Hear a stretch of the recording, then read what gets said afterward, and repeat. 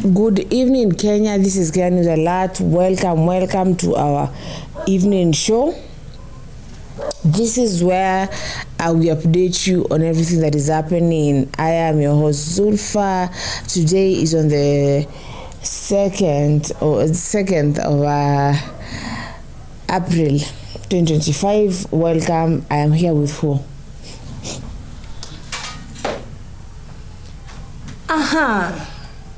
Thank you very much. You are here with Tilda.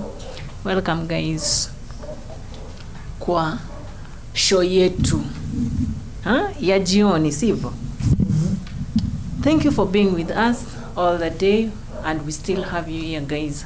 Welcome and welcome. Tell a friend of a friend to join Kenya News Alert. We are here because of you. Nyinyi ndio mnafanya tunakaa hapa, so we appreciate you so much. Thank you a lot. Okay, so how was your break? My break was nice. So fantastic. That is good. Yeah, maybe yours, how was it? Mine was good too. Mine was good. Mine was good too. Why? I'm not bored. I'm just there. Baridi mse. Sawa? Baridi, just leave me alone. Baridi is killing me alone. It is just you alone. Yeah. Wallahi. Because me naisi jorara. I think nimekwambia sometimes I need to take a shower. Me nasikia kajoto. Maybe she's sick but she doesn't know. But because we don't I'm not saying to Zulfa to become sick. Akikuwa msick, my friend, we ni kama wote tutakuwa wagonjwa. She is our head. Now without her head, my friend, how will you walk? How? But either way, I'm cold, man. For the longest. So you know about today we've been following the president, where he is, what he's doing. Because of that tour of Mount Kenya, finally he did take it. So now let us go to CS Justine Muturi. I'm ex-CS Justine Muturi. So Justine Muturi was fired, I'm gonna say last week. When he was fired, you know, it is something that I said, it was something that was like long awaited, because for the longest time amekuwaga akisumbua na boss wake, and you know, the more unataka kusumbua na boss wako, the only solution is to fire you. So he was fired, and he had something to say about it. Would you mind telling us? Yeah, Justine Muturi was fired. Yani aliwashiwa moto. Fired. Direct translation. But as I was following up about the Justine Muturi when he was fired and how he was fired, he finally spoke up why he was fired. And finally we have seen that the Nini was handed back to who? Musalia Mudavadi. So why? Kitu jamani inaenda ni kama haiendeki. Actually kuna ule mtu ambaye ameget nominated, alikuwa something what Rutu sawa, is the one who has been nominated for the public service. But Justin has spoken about his firing, and he said it's because he did continue to talk about judicial killings and abductions. And that's someone kweli, because you know his son was abducted and he talked about it. Natoka hiyo siku ya mtoto wake kukua abducted, he never shied. He talked and explained how he had everything he had to do to get his son back, and he said how, okay, I am privileged to be able to call the president and that person Nudin, but the common mwananchi privilege to do that. He said that he's not gonna go to the offices or to his office ama to any meetings until the cabinet secretaries wakae chini wafikirie kuhusu tabling the judicial killings and abductions. And then he was fired. Do you think that was justly done? After aseme mimi sitaenda kwa ofisi mpaka, so basically wamegoma mpaka hawa watu waongelee issue ambayo inasumbua wa Kenya, because I believe bado the 20 Kenyans are still missing, only that we do not talk about it the way we used to talk about it. What would you say about that, Tilda? Kama mtu anaweza kufutwa kazi juu ya hiyo, my friend, uchunge hata ukiingia kwa ofisi vizuri, unaweza ambiwa usikoe. Ukikoa unafutwa kazi. It can be something that it's not so much good for us. Because kukuwa fired because of talking of the reality that is going on in our own country. That is not a thing to make my boss fire me. He has to go sit down and see kweli hii kitu imeongelewa time to time, day and day, night and yani people are just talking about abductions. What should I do about this thing? Si ati mkubwa mmoja ameamua kusimama hapo aseme I won't do work kama amonge, because my own son, was it son or daughter, but son amepotea tu hivyo, and then you are not speaking about it, you are not saying anything about it, you are just there waiting to receive salary end month, na mtoto wako hujui yako wapi. It's not okay. Hata akili yako haiwezi function kwa hiyo job. You can't even think what you are doing. You'll just be thinking about, I'm here working. But my son, no, he was working though. Yes, he was basically alihamia nyumbani, alihamisha maofisi nyumbani, akaendelea kufanya kazi nyumbani, because I remember hizi vitu zilianzaga na ya kwanza that he has not been in the office for some time. Then he responded by saying hakuna document yangu ama hakuna kazi yangu ambayo mpaka sasa hii imechelewa, sababu I have done everything that is required of what? Of me. But wakati walimfuta walisema kazi yake haifanyi. Alikuwa incompetent, alikuwa hafanyi kazi vizuri.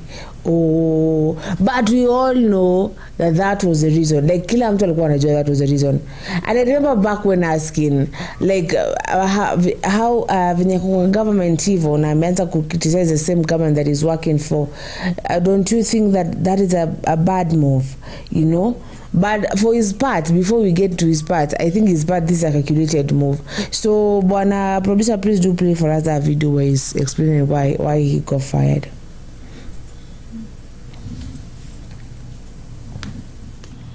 Apart from the fact that I was personally affected, there are several Kenyan families, friends, and relatives of Kenyan youth who still are missing. Others have been found dead, and others released after undergoing a lot of torment. The third cabinet meeting took place on the 11th of March 2025 at State House, Nairobi. And like in the other two, I had been invited and sent the agenda for the day. The item on abductions and extrajudicial killings was still missing on the agenda. Once again, I wrote directly to the President in a letter dated 10th of March, again referring to the previous two letters and reiterating my position. And I did beseech the President this time around to direct that the vexing issue of abductions and extrajudicial killings in our country be prioritized and placed on the agenda for any future cabinet meetings. Ladies and gentlemen, to date, the President has never acknowledged receipt nor responded to any of my letters, clearly thereby indicating that the matter of abductions and extrajudicial killings is not worthy of his attention or that of the cabinet.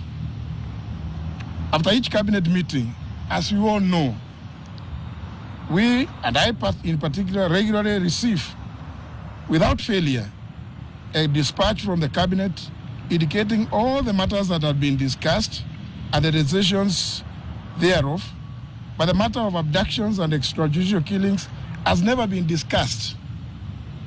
I was therefore, like many Kenyans, was surprised to hear the president on live television on the evening of the 31st of March, stating that the issue had been discussed in cabinet and had been resolved.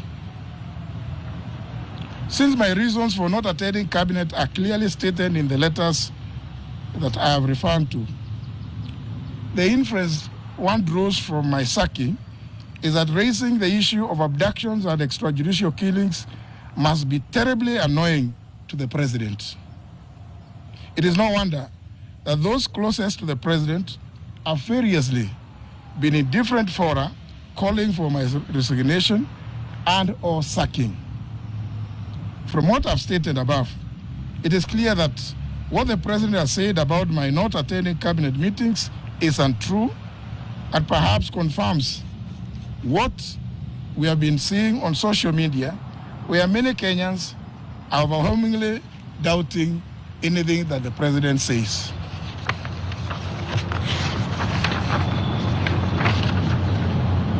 It was shocking to hear the president in the same televised interview saying that upon assuming office, he disbanded a police squad which, in his own words, had been responsible for the abductions and killings of people and dumping their bodies in River Yala and Athi River. The question... Justine Muturi anajitetea vikali baada ya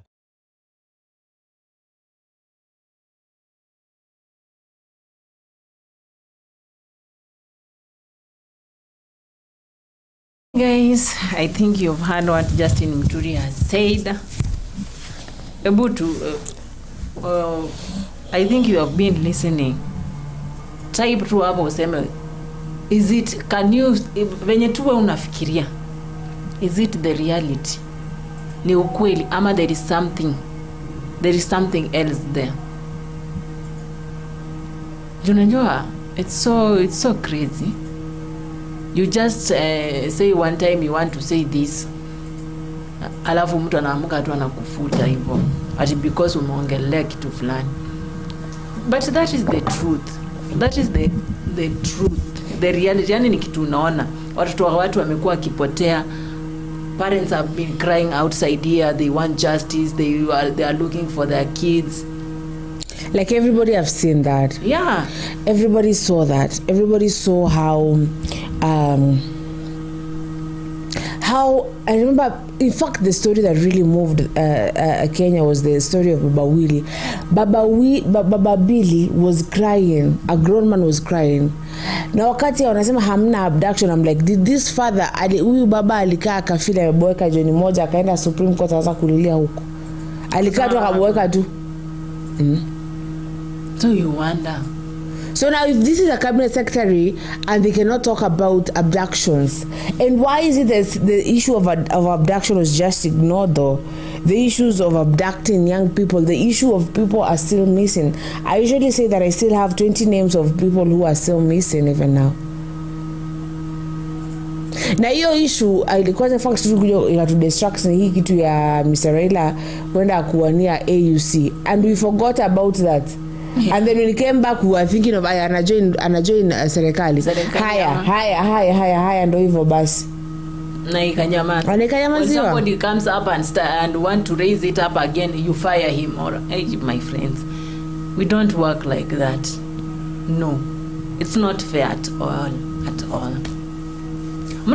That is the only person who stood and say that I want to make sure that this thing is being spoken out. What wajue, there are some people who are fighting for them out inside the government.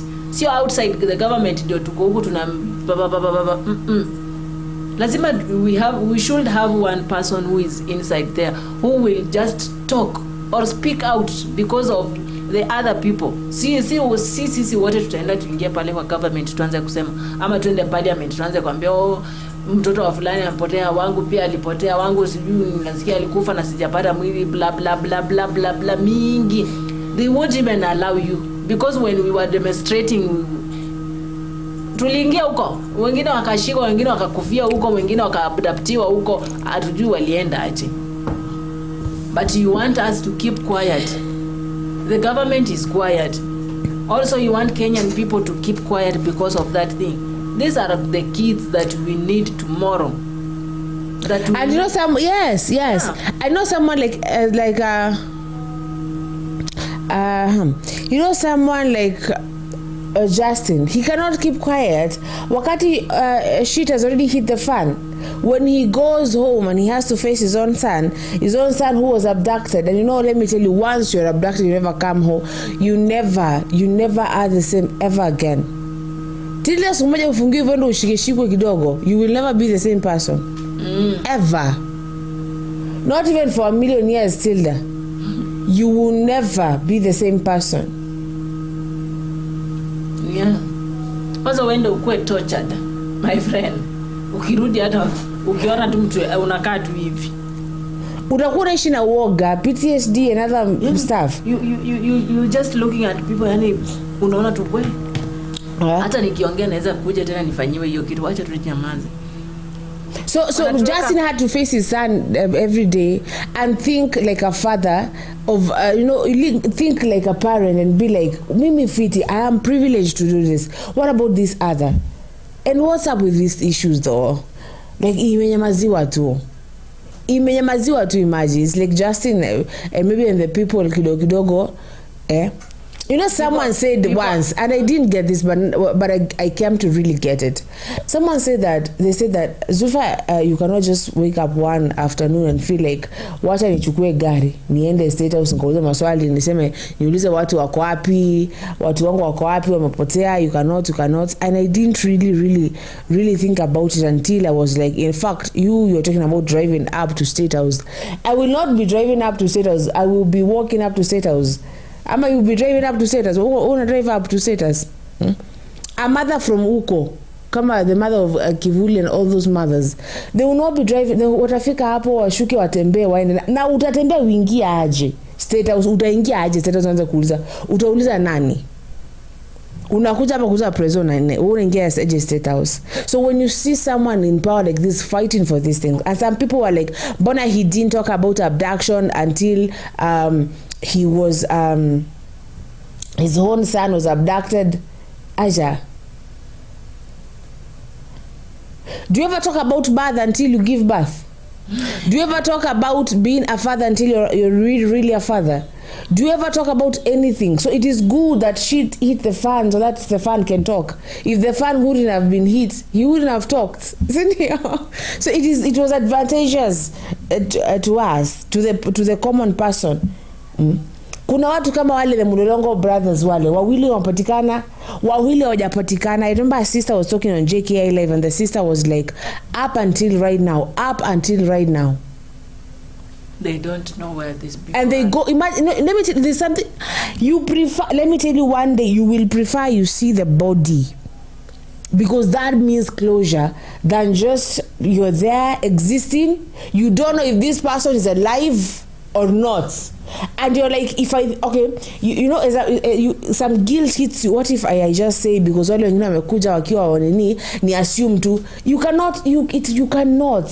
So daily you'll be like, when you go to sleep, a thought of there, your brother is out there, your son is out there, your husband is out there, your father is out there, you don't know where they are. Even you can't eat. How will you live? Even if you continue, you will never even move on. After that upewe mwili, ujue mwili ni hii, wacha nzike mwili. Ama umuletewe ni huyu, basi ujue you're dealing with therapy the entire life. Then you don't know where they are. And you don't know if you'll ever. What if, like, if it's the wife, you move on today and he comes home today?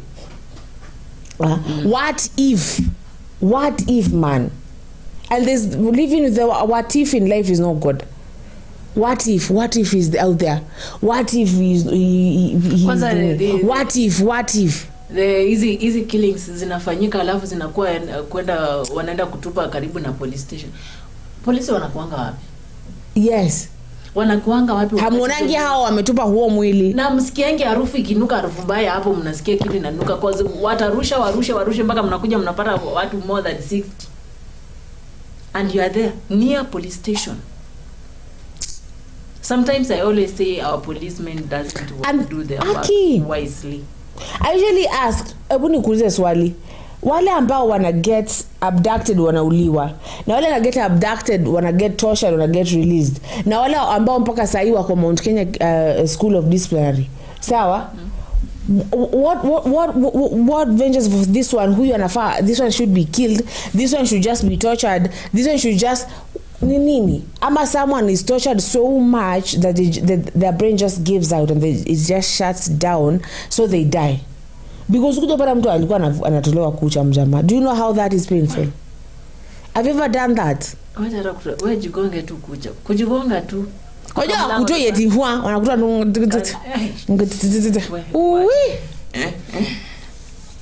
It's so painful, by the way.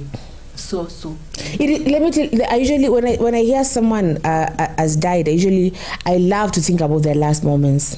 Like kama alikuwa OC, maybe that one was under medication, they were under pain but under medication.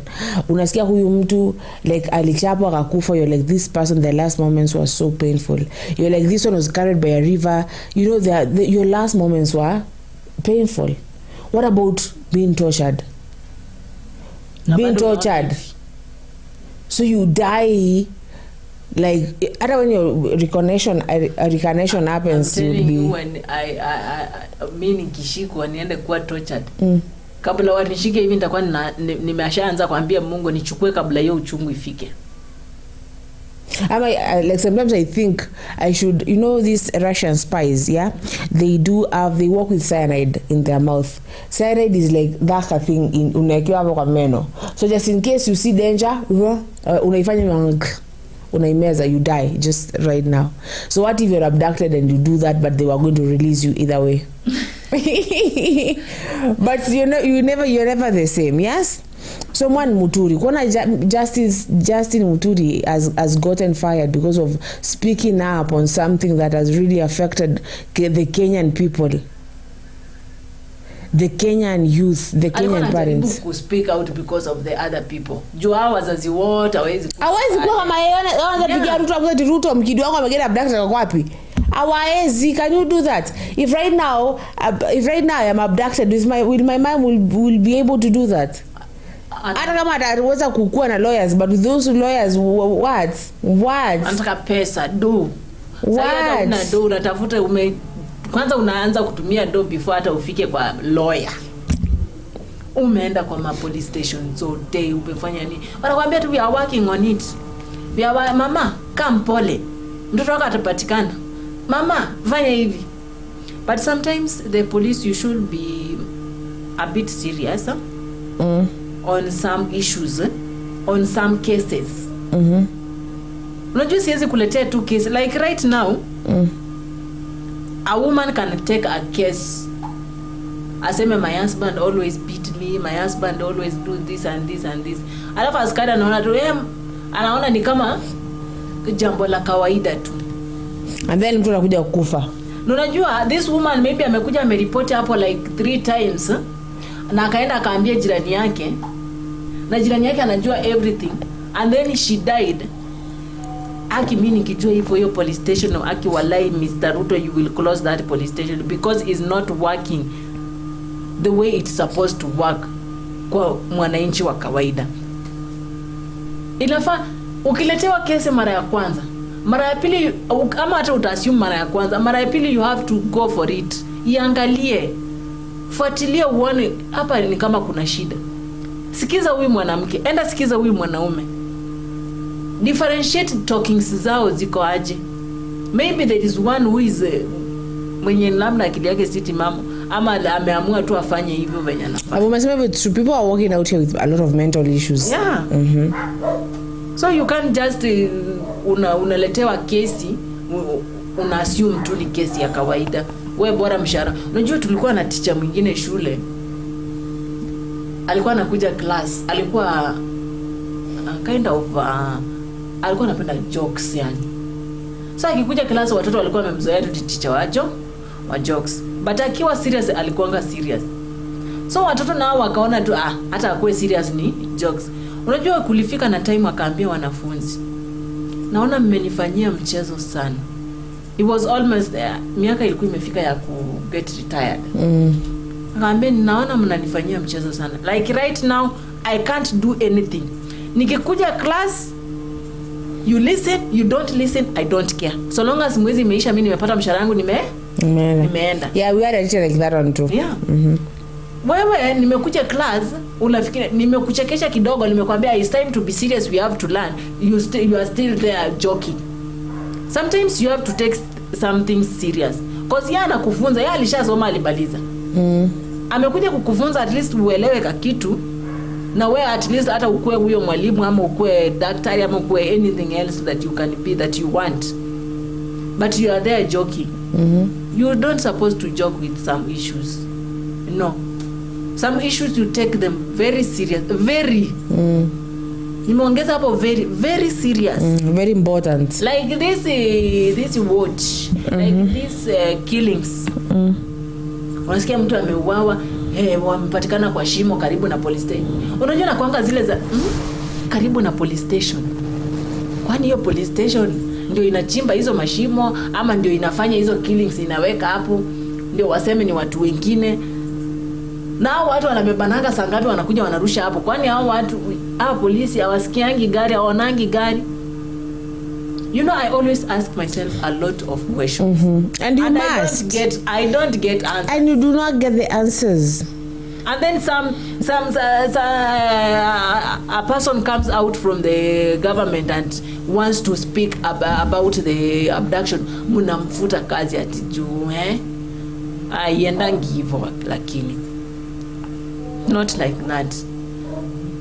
Maybe kuna kitu not like that. Not how like that. Which not that like, not like that. But you've seen it already happened. Yeah, it is already happened. Yani watu wanacheza huku nje online na maisha ya watu. Yes, you are playing na hao watu ndio watawapigia kura. Sasa mkifanya wakufe hivi, mkiwaachilia tu wakienda hivyo, you don't follow up, who will vote for you? Who? You want us to vote for you, you keep on killing us, abducting us, going on and torturing us. Do you think we will vote? Hata tusipochunga jinsi wanaweza kosa kuvote juu ya zile killings zimefanyika za jinsi. Waseme we want that one to, yani mcomplete hii kitu ndio tupige kura. Na mpate mnapiga kura 2030. We have to be serious on some things, by the way. Kenyans, tunajua venye nyinyi mnakuanga wanoma. Mnapasha anga watu huko nyinyi mnawasalimia. Hata nyinyi jisalimieni. Mjichune masikio. Mtingize vichwa zenyu, ziko sawa? We have to be serious in some things, by the way. Sio ati vitu zingine tunakaa hapa tuna relax tu, tunangoja president afanye. President hawezi ongea ati about killings. Hayaye. Mtangoja sana. Aliongea, there is a time aliongea akasema, hii mambo ya mauaji imeongelelewa sana. Tutashughulikia hiyo jambo. Venye watu walikuja wakasema, kwa hivyo you know. Kwa hivyo you know kuna killings. So unataka kushughulikia. So you see, anakuwa tena na confused. Kwani nilisema nini? Kumbe you know na si uongo, these people knows. Sisi tunaongea huko tukisema kile, badala angalia hata kabla zikue a lot, achunguza aone kwani ni nini na happen. Mko tu hapo mmenyamaza, mmetulia, you are continuing with their own business. Continuing with the tangering money, no work is going on. We have to be serious and more serious about everything we are doing, about lives of people. Please, Kenyans. Kama mtu atakuwa anasimama naongea the reality anakuwa abducted, hiyo nayo itakuwa noma. Mtu anaongea hapa anakuwa killed, hiyo nayo ni noma je. Wengine anaongea ukweli anafutwa kazi. Wewe tutafutwa wengi. Wengi. Kwanza wakikuja kwa raia. Hai, kama hata unafanya kazi ya kuosha choo, my friend, utawachishwa hiyo kazi. Kama ni hiyo tu itaendelea kwa hii Kenya yetu, haitakuwa fair. Haitakuwa fair kabisa. So Kenyans, we have to do things that we know that it will help us, or it will help the other generation that is coming.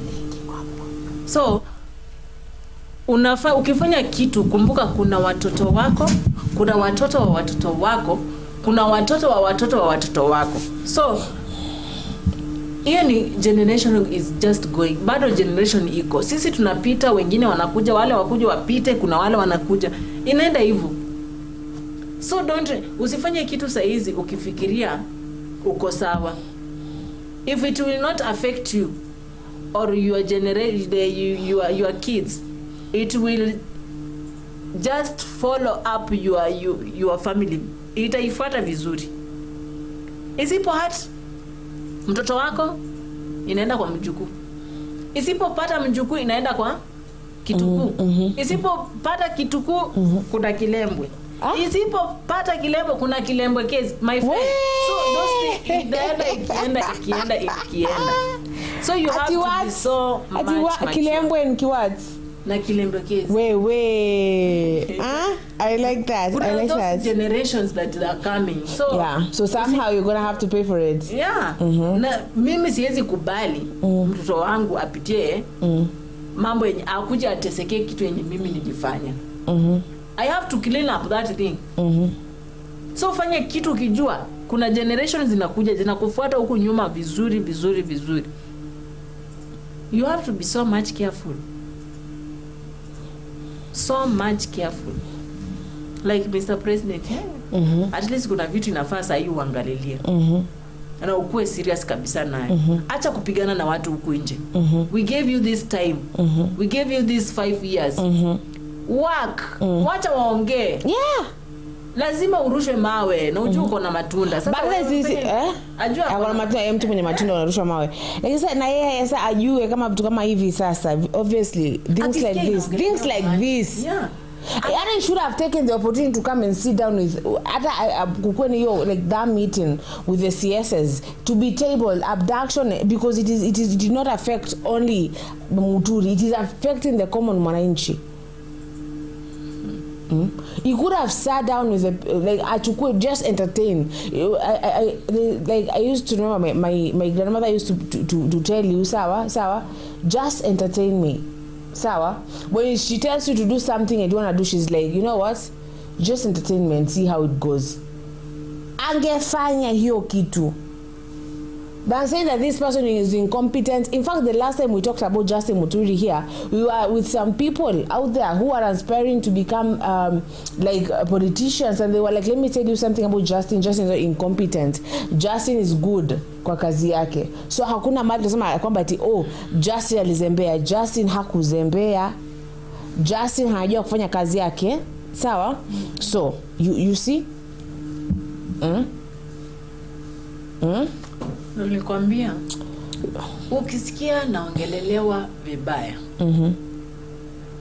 jua I'm still alive. Ukisikia naongelelewa vizuri, hata usingoje kuambiwa nilikufa. Jua tu si yuko. Ile mambo mazuri na wananiongelea pale, venye nimekuwa mzuri, venye nilikuwa nafanya kazi, venye sahi, God forbid, sahi Justine Muturi a pass. The president will be there. The president is the one who will come out and say Justine Muturi was a very good worker. You know, on that, the president amefika Kirinyaga, sawa. So I would like if we would go there. Sababu tunasema tunamfuata aliko. We don't want to be eti kusikia story with someone else. So if the producers atupeleka pale kwenye hiyo stuff, mali nani hapo aliko. This stuff of the president, where the president is right now. Where the president is touring. Okay, he's on his tour in Kenya. That's good. Not bad, but inafaa tembee the whole Kenya. Patia kura zenu, mkanipatia imani yenu, na lazima niwafanyie kazi. Tumekubaliana jameni? Nego kama tikuo.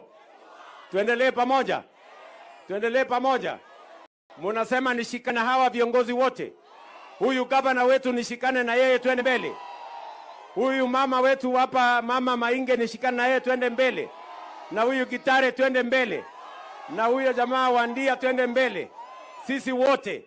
Na huyu Mungwana wa Geshogo tuende na yeye mbele. Hebu nione wala wanasema sisi wote tuungane tuende mbele.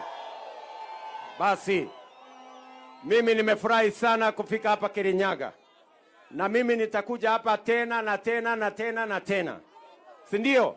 Mpaka kazi yenu iwe chonjo na iwe imeenda laini, kwa sababu kazi yangu ni kuhakikisha kwamba yale yote tulikubaliana na nyinyi ni mambo ambayo lazima tuyatekeleze. Na mimi nataka niwashukuru watu wa Kirinyaga.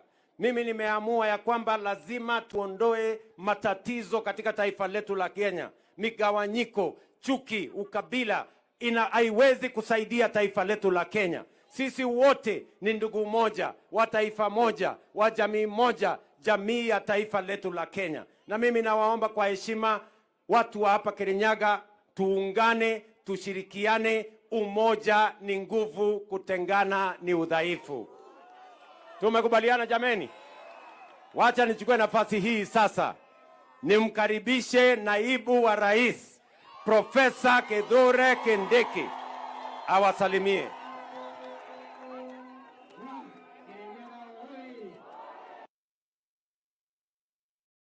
Ni nyinyi Neiwe mumekaribisha Rais William Ruto hapa Kirinyaga. Mumekaribisha Rais William Ruto ya ukweli kabisa kabisa. Wacha nione kwa mkono wale wanakaribisha Rais William Ruto hapa. Wa. Rais amefika hapa kwetu Kirinyaga, mambo ya maendeleo. Sitaki nirudie, ameshasema. Masoko inajengwa. Mambo ya AI ndio hii ameleta leo kucommission a complete project. Amesema vile vile mambo ya electricity na mambo yote ambayo ilikuwa kwa manifesto, part of the commitments have already been fulfilled. And whatever is remaining, the next 2.5 years, this government under the leadership of William Ruto is going to make sure we will fulfill every commitment that we made to the people of Kenya. Rais aendelee na kazi, asiendelee? Aendelee na kazi. Kitu ya pili na ya mwisho, kwa sababu ya masaa, Rais amesema angetaka kama kiongozi wetu wa nchi, sisi zote tuungane katika taifa letu, tuwe na taifa moja. Kwa sababu hata kama hapa kwetu kuna watu ambao walizaliwa hapa lakini wanaishi nje ya eneo hii. Wengine wako Lamu, wengine wako Kisumu na kila mahali. Ni lazima kwa hivyo tuweke amani na umoja wa nchi yetu. And Rais ameuliza idhini yenu aendelee kushikanisha nchi yetu ili tuwe pamoja. Ya mwisho, mimi mmejua nimekuwa waziri wa usalama wa taifa kwa miaka 2. Hiyo kazi nilijaribu vile niliweza kupambana na wale terrorist walikuwa wanaua watu wetu Mpeketoni na sehemu zingine za Lamu. Si muliniona huko mara mingi? Muliniona huko nikipigana na watu ya Al-Shabaab. I was there personally. Mimi nilienda huko in person. Not once, not twice, not 5 times, not 10 times. I was there many times because I didn't want to leave the job of fighting the threats against our country to just our police officers. I had to lead from the front. Lakini baada ya hiyo miaka 2, hiyo kazi nilingangana nayo. Sasa Rais amenipatia kazi ingine ya kuwa msaidizi wake. Mimi nataka niwaulize watu ya Kirinyaga. Mumesikia ile agenda Rais yako nayo ni agenda zito. Na kwa sababu tunataka watu wetu ya Kirinyaga, hiyo mambo Rais amesema yote tunataka ifanyike. Ni lazima kuwe na mtu wa kumsaidia, mtu wa kumkumbusha, mtu ya kutuma kwa mawaziri, kwa PSs wake, ili kuhakikisha ile mambo rais amesema hapa imetekelezwa. Na huyo mtu sio mwingine, ni deputy president. Nema kanatema. Kweli si kweli? So kazi yangu kwa sababu watu wengi hawaelewi. Wanafikiri kazi ya naibu ya rais ni mambo ya kupinga rais na kupigana naye na kushindana naye. That is not the job description. The job description of a deputy president is to support, to defend, to help the president of the Republic of Kenya. Kweli si kweli? Ama watu ya Kirinyaga, kwa sababu nyinyi ni wa majirani yangu, munataka nianze mashindano na rais? Nianze mashindano na rais? Ati nikinyonyesha hata mimi ni mkubwa? There is only one president na mimi ni msaidizi wake, and I am comfortable in that role. Wacha hata niseme hii nikimalizia. Nimeona kuna watu wameanza ati kuongea mambo ya kejeli, ati wananiita ati Mr. Yes Man. Si umesikia hiyo? Si umesikia watu wa madharau wakiniita Mr. Yes Man? Huyu William Ruto, huyu rais wetu, kwa miaka 10 alikuwa Mr. Yes Man wa Uhuru Kenyatta. Si namna hiyo? Si namna hiyo? Kwa hivyo mimi sio mjinga, najua vile nafanya. Ni lazima ukuwe mtiifu kwa rais, ndio kazi ya wananchi ikuwe rais. Ni namna hiyo? Niendelee nisiendelee? Niendelee nisiendelee? Niendelee kusesea rais? Niendelee kutetea rais? Nitetee rais? Nimsaidie? Nishughulikie mambo ya maendeleo? Niende nisanye ma-PS na cabinet secretaries tusaidie rais mambo ya barabara, mambo ya stima, mambo ya kahawa, mambo ya majani chai? Wangapi wanasema nisaidie rais William Ruto? Kwa sababu ya masaa, wacha sasa nimuite gavana wa kaunti ya Kirinyaga, Minji, my sister Ann Mombi Waiguru. Wapi makofi ya Ann Waiguru?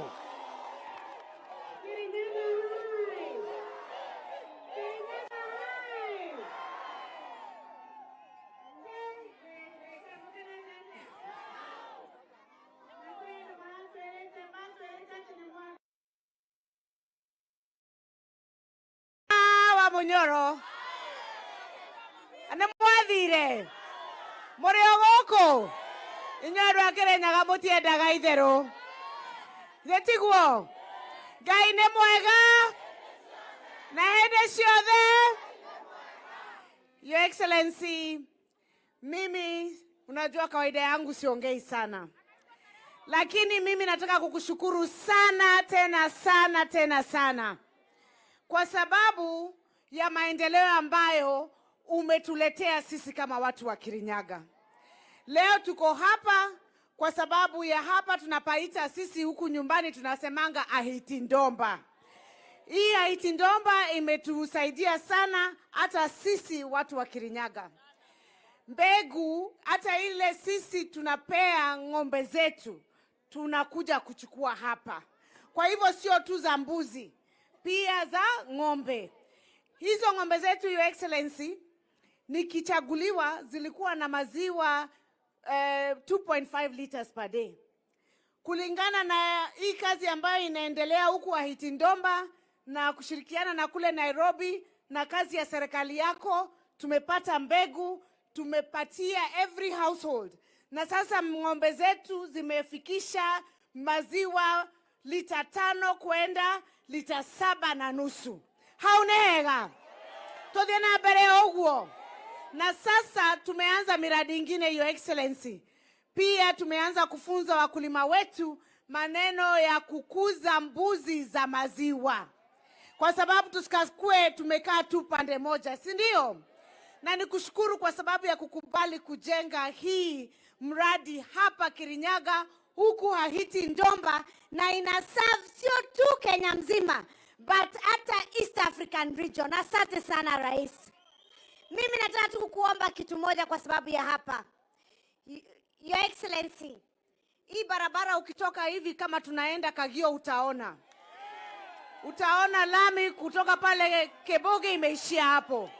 Ukiongeza hiyo lami kutoka hapo Kibugi ikuje mpaka hapa, iende mpaka ile njia ya kuenda Meru, sisi tutashukuru. Kanate adwaito, tuwekewe hiyo lami. Mimi ni kushukuru rais. Hapa Kimbimbi umetuongezea soko. Mimi kwa serikali ya county tumejenga soko 18 na pesa za county. Wera ni oraria kana doraria. Ni oraria kana doraria. Tanyonia inajara kama wera unafanya kazi. Unaona wanasema kazi inafanyika. Lakini mheshimiwa rais ameniongezea soko zingine 7. Kuna hapa kwenu Nyangate soko ya Kutus tunaipandisha pia iwe ya gorofa. Na asante sana mheshimiwa rais. Pia Kimbimbi kuna soko. Pia kule tunaenda sasa Kagio kuna soko Kibingoti. Kuna ile ya Mukarara. Na pia kuna zingine ambazo tumeongezewa. Tunaweza sema sisi kama watu wa Kirinyaga ati tutatoka kwa serikali tuende upande wa upinzani. Ate mumethirikari ne mothi opposition. Faraishi tugeruteteko. Thoko icio nemo gerenacio. Nemo gwetekera te tothi opposition. Reke inde mwere andu aitu. Tugaga na modo moge ndare mohere wa ndoe. Ndare mohere wa horo. Modo we na maitho ni areka atia. Na we na mato ni areka atia. Ni araigwa. Yani mtu ambaye anaelewa, angalia dunia jamani. Mimi tulikuwa tunangojea hii safari ya Mount Kenya. Na mimi nilikuwa nimeambia rais, wacha nikuambie Mount Kenya lazima utembee. Kwa sababu usipokuja watu wengine wanadhani ya kwamba hauna ground. Mimi nakwambia tulifungulia tu Facebook hivi. Tukasema huko ni Laikipia. Tukasema wacha tuone Nyeri kutaenda vipi. Nikaambia watu wangu hebu angalieni runinga. Msiniangushe na mode botinago ili adwaito. Si ndio? Mimi nataka kusema na washukuru sana. Tuendelee kushirikiana na rais. Tushirikiane na serikali kubwa. Tulete maendeleo na maneno ya uchaguzi ya 2027. Ye mwenyewe amesema tutaangalia kazi yenye amefanya. Kama itakuwa Wera Warie, tunajua atakuwa na express. Si ndio? Si ndio? Mmekubaliana? Wangapi wanasema tuendelee kushirikiana na rais? Congratulations kwa mkono. Haya, asanteni sana. Mungu awabariki.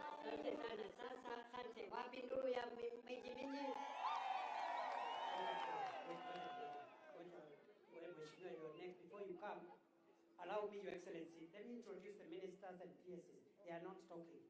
Ndio tumalize haraka tafadhali. Huyu mama anaitwa Mase Wanjau, Secretary to the Cabinet. Ni msichana wetu kutoka hapa. Huyu ni waziri wa utalii na mambo ya wanyamapori, anaitwa Rebecca Miano. Asanteni sana. Thank you very much.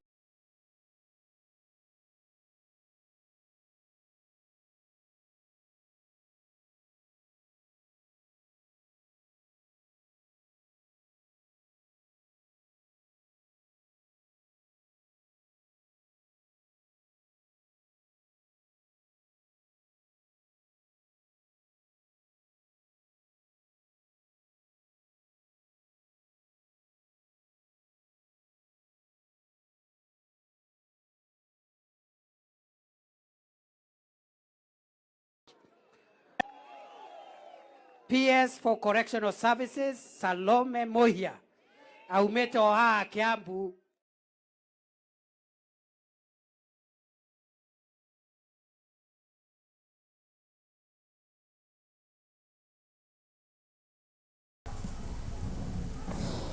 Okay, so as you probably seen there, that is everything.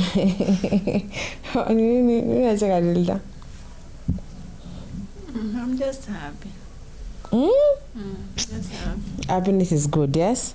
So as you've seen there, that was the president in Kirinyaga, and you can see that he was with his troops, Wakina Kindiki, or some other people. So we're gonna continue to follow him up wherever he goes. So tuendelee kujua anakubalikaje and how is he getting welcomed down at Mount Kenya. Yes. What have you heard? Well, vitu zinaangalia, unajua hata hakuna, there's nothing new. Nile tu nimekuja kuzingua ile miradi, sitima, barabara, hizo tu ndio zinaenda tu. We know we are following up to see if something new can appear.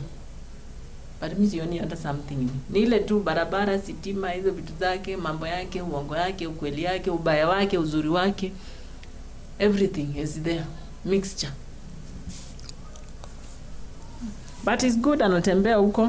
At least arudisha watu, wale watarudi. Kuna wale watarudi. Kuna wale watasonga kando wakisonga. But people, what I said, or what I always say is, mkaribisheni, akiongea msikizeni, akienda mwacha aende na mambo yake. But don't just make noise. Ausikia anasema nini. Anaweza kuwa anasema usiku mnalipuliwa wote na wewe unapiga kelele. Sasa ile watu wanakimbia, wewe unashangaa watu wanakimbia, ni unabaki hapa, bomu inakupata. You listen. What I'll just tell you, you just listen. Msipige kelele, msikize. Na usikize vizuri. Ndio hizo vitu zisipofanyika, kila kitu yenye anasema isipoenda na mtaratara, mnatuma your elder. Naambia ende uulize Mr. President, what he said it has not been done. Alisema hivi vibanda vya mama mboga vitafanywa nini? Stima haijafika kwingine. Juu akisema stima inafaa ifike kila mahali. Si ati mahali nusu. Na isikwe na ubaguzi hapa. Kama unafanya kitu, fanya equally. Juu ukikuja kuzingua hiyo miradi, you had money to do that. So you have to, wasemanga umalize ulichoanzisha, si ndio?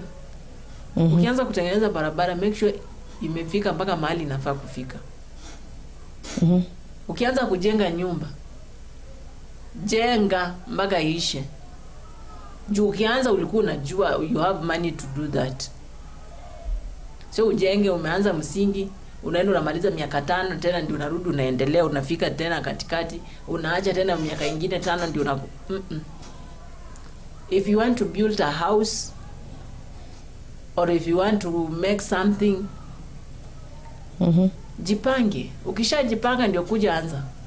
Ndio watu wakikuja kuamka, wale wanalala wakiamka, kumbe vitu ishafanyika.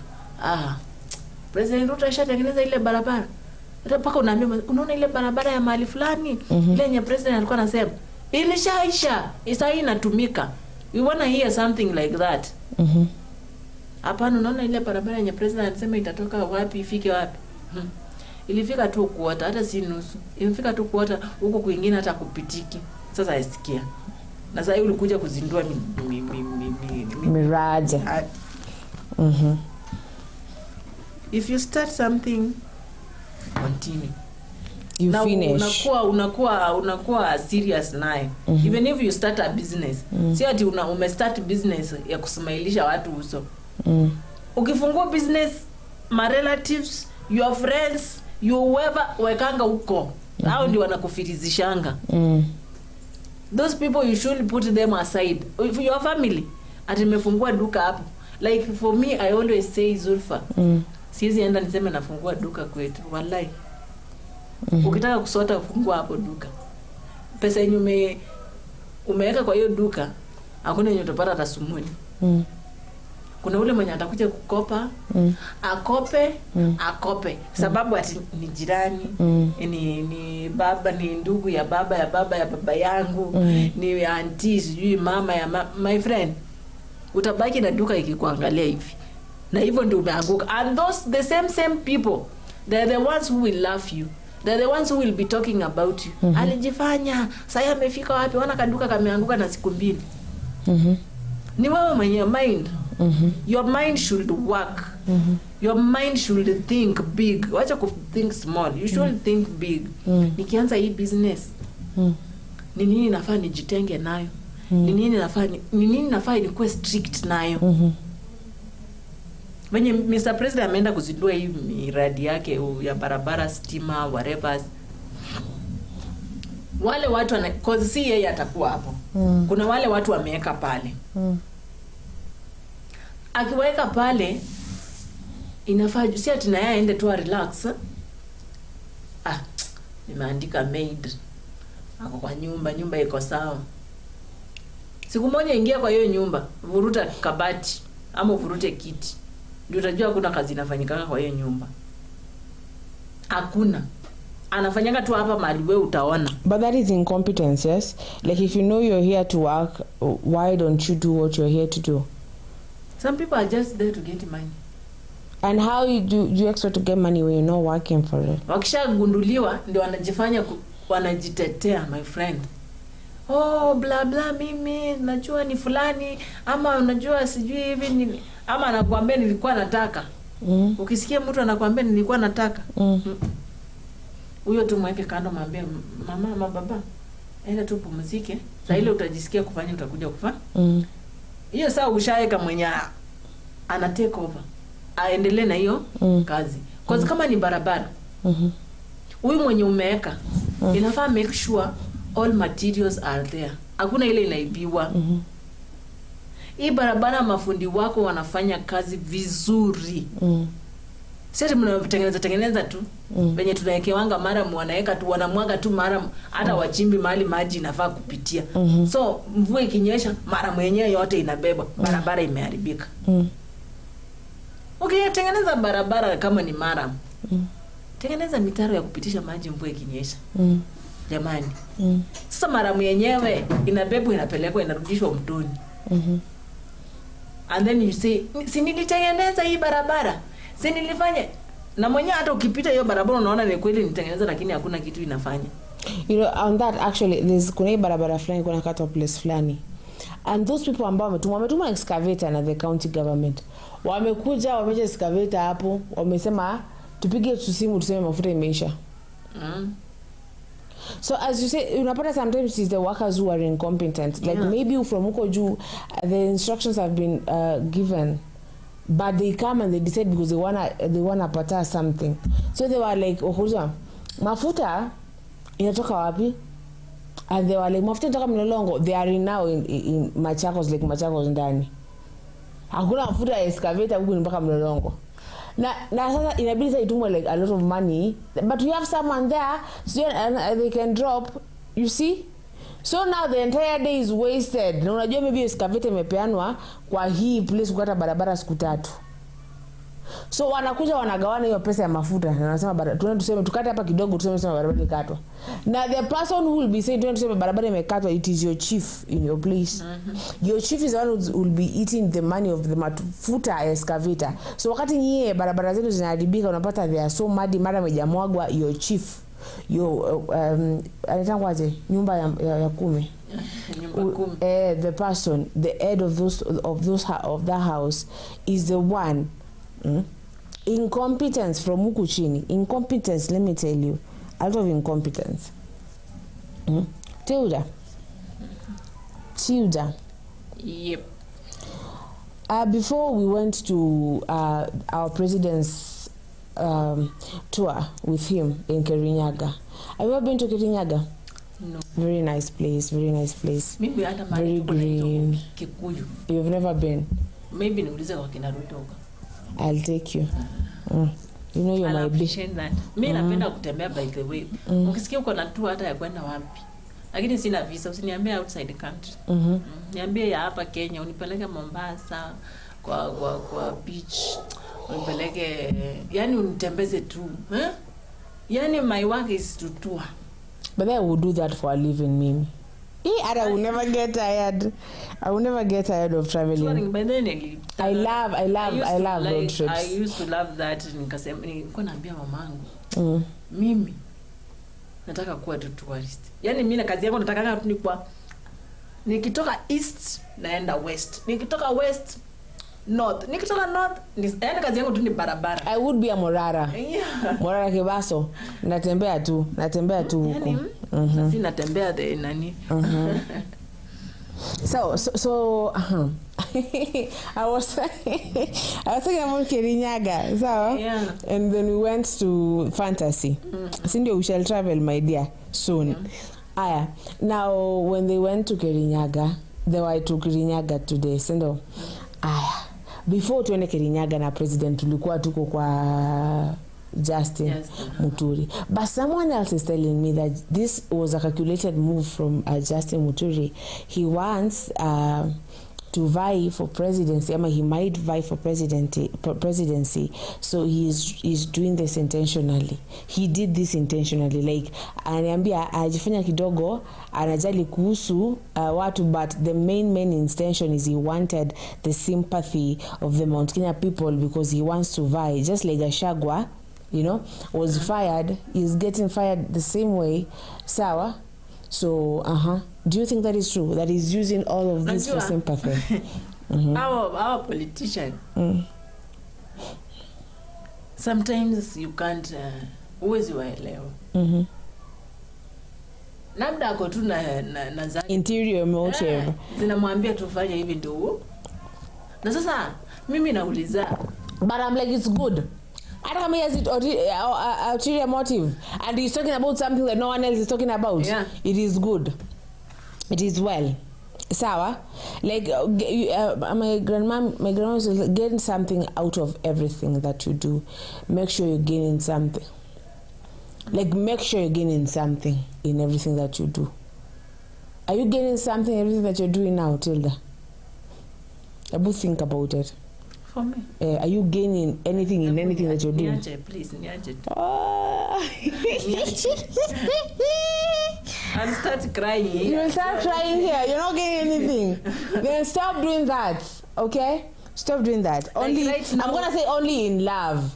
But you should also gain love. Let me tell you, like right now, nataka tu mtu aniambie Tilda. Nakupea hii pesa. This 20 million that they are giving people right now. Hey. Just take this one. Mama, sit here. Chomi. Pigia tu maisha yako pole. I'll do that. Right now tu niambiwe tu Tilda. What if like you're told like you are marry rich? Do you want to marry rich? I don't want to marry rich because I don't want more stress. I don't. I marry that person who is katikati. Rich na poor. Why mayo? Ukitaka kufa mapema. Wewe wacha story. Ukitaka kufa mapema, poor person. Yani, but what if this poor person, Alfred Mutua said something when his wife left him for Giuliani. Is it Giuliani? He said there are some people who have like a kibanda somewhere. Sawa? They wake up every morning and they are happy to go there. They come back at night and they are like, okay, it was stressful. Maybe they didn't get a lot and maybe they had even to eat the food that they are cooked for the kibandaski. Sindio? But they are happy. And he said sometimes he wants to be those people. Do you want to be those people? Now you Alfred Mutua. He wants to be, he said, sometimes he wants to be those people who have a kibandaski somewhere where they struggle to get the unga ya kupika chapati huko. And sometimes hakuna customers, inabidi hizo chapati wanakula na bado wabakishe za kesho because haikuleta pesa, inabidi mbakishe muuze ndo mpate kitu mkope unga mfanye nini. So sometimes it's like maybe those people like really appreciate. Maybe sometimes you get so rich that you don't appreciate the little things. So do you want to be those people, or do you want to be the people that the person that wishes to be those people but he can't be those people because he's rich? Sasa ukiwa rich, usifikiri hata kuwa mama mboga. Ukiwa na pesa yako. Sasa unafaa unafikiria kuenda Dubai. I don't think that mama mboga huku mwenye unajua hata anatamani akue pale. lakini anaridhika na hii akona, anasema contentment. Yani asante Mungu. Si ya class 6 hiyo inasema contentment. Napata hata cha siku, hata kama nitakula tu kwa hii ni yangu, sijaibia mtu. That is the good thing that is there. Afadhali tu nikae kwa hii kibanda yangu, Zulfa nikae tu hivi, wateja wanapita tu na sinzia. Mkamwenye ananunua kama ni spinach 2 na sukuma anaenda. I'll appreciate for that. The more you appreciate, the more vitu zinasoma. I think I just in life, yeah, I usually say just one piece, like just a peaceful life, Tilda. I'm not gonna say, and I see you, so I'm not gonna say that I want millions and millions of money, but I just want peace. Like peace, Mali with an house ikiangalia the beach, that one, yeah. Yani, uko tu ama beach, alafu hata mahali pengine unasikia tu ni kama maji ina flow. Yeah. One waterfalls. Yeah, somewhere maybe in Kisii. Man. That life is so sweet. Yani, what you can just hear is water and birds. Birds singing in the morning for you. Waterfalls falling out there for you, waiting for you to go and swim there. Why, my dear? Life be that, nah? Yes? So now, Muturi hata kama ana gain kitu, that was the thing now. If in everything you do, make sure you gain something. Yeah. You're gaining something. It doesn't mean to have to be material. It could be mental peace. It could be... Ufanye hivyo ukose kila upoteze kila kitu alafu uende uanguke na kichwa mikuchu utajua. But he's a rich person, yeah? He's a rich person. Like, you know, sometimes I look at rich people like Mr. Raila and I'm like, man, at this point I think you come and do sharp and do enough. You should just retire and go home and enjoy the way you fought for Kenya and just enjoy that. Yes? So Atilda, I hope hata kama Justine Muturi alikuwa ana benefit from something from kuongelea hii kitu ya the abduction, sawa? We just do thank him though. Sawa? Yeah. What would you say as you wanna wrap up? Utaambia nini wa Kenya? Guys, mnakubali to wrap up ama tuendelee na udaku? Zulpata nilinga wallahi. No, I'm just looking at you because you are excited. Yeah. Have you received money? I'm trying to make us receive mula. I'm just trying to make myself happy because mimi unajua stress ikidipia, najaribu kutoa stress niko nazo. At least ni focus. How do you remove? You see when I start, unajua sasa I'll start crying here, and this is not my place to cry. This is my place to speak and laugh and but sometimes we do cry here. There's a moment that me and Felix used to cry a lot. We used to cry a lot, man. Guy, way. But either way. So guys, what another Muturi? Justine Muturi. Muturi. Kama anafanya hivyo ndio vie for presidency. Well and good for him. Sisi unajua sisi tunakwanga tu hapa sisi ni spectators, no? We just cheer and mock at the same time. Yani, you know when I say we are spectators, like when you go to watch football, sisi mnakwanga spectators. Mnaangalia tu kwa TV, hata watu mnapigana juu na mna watch. Sasa what if iko live hapa, mnaona hapa kwa kiwanja. Unaweza hata ingia kwa hiyo field ugonge hiyo ball wallahi. Like I saw another woman. Alikuwa anashangilia watoto wakikimbia. And she's old, but she was running with those kids. Akishangilia, we need those unajua kwa government kuna such spectators kama wao. Wengine wako tu pale kazi yao ni kusukuma wengine. Ni muende. Mimi nitaongelea lakini wewe mimi naweza fanya lakini acha mimi kuache wewe fanya kidogo. Wewe enda. You remember those time mnaenda kuchapwa ofisini unaambia mwenza wewe anza. Wewe acha mimi wewe anza. Sasa mnasukumana, yani mnakaa mafala fulani hapo wawili. Because mmejua hapa ni hapa ni hatari. So the government plays a lot of tricks there. Most of the things zinakuwa planned, zingine hatujui venye zinafanyika, tunaonanga tu zishafanyika. Kama hii kiti tumeona hand over. Unajua kama hujakubali kitu na kama umetolewa kama hujajua, haikuangi rahisi ku hand over. Do you know like that, Zulfa? Hand over kiti? Why not? Kama umekuja tu kaniambia Tilda simama hapa. Alafu unaniambia nikubalie mtu aketi na hakuna mahali naenda kuketi like right now. Will I just accept like that? Shika. Hii kuonyesha watu meno saa zingine si vizuri. Na kuonyeshwa meno si kupendwa. Kuonyeshwa meno si kupendwa. You getting personal? Not personal. Is the reality. Do not bring anger. It's the reality. Atuko hapo unasmailisha kikulacho kingu. Let me ask you a question because now you're bringing this up. So people shouldn't smile. Sijasema kuonyeshwa meno. Wacha nikwambie. Kwani mtu anafaa kukuapproach kama amejam? You're not getting me, my dear. Please let me get you. You know what I'm saying? I'm saying this. I can just be here. Mimi ni fala wako tu fulani. Niko tu hapa ukisema nataka kwenda kuiba kwa bank na akienda. Unajua ukiiba kwa bank, utakuwa tajiri sana. But I know you know what? Kuna kitu itakupata pa. But I might succeed. Lakini sasa but I might succeed. Niko hapa nakuonyesha mena unajua nitakuwa hapo. I will support you till let me tell you, I'm that kind of friend who will always support you.